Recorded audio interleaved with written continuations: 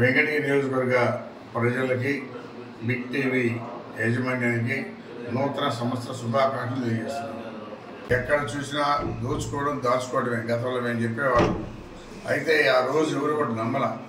ఈరోజు ఇసుక mafia, liquor mafia అన్నీ కూడా ఎక్కడెక్కడ మరి రాక్షసాయన కొండలు ఉన్నాయి, అవన్నీ కూడా పగలగొట్టి ఈరోజు అనక్షలకు ఎత్తుకెళ్తా ఉన్నారు.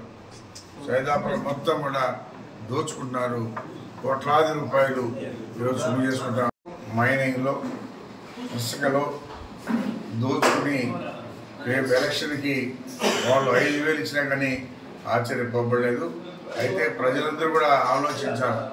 ఈరోజు జరుగుతున్న పరిపాలన, ఆ రేట్లు సామాన్యులు బ్రతికే పరిస్థితి లేదు.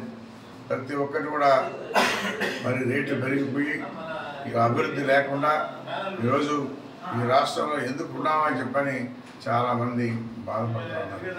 కాబట్టి రేపు రాబోయే రోజుల్లో ఖచ్చితంగా తెలుగుదేశం పార్టీ పరిపాలనకు రావాలి.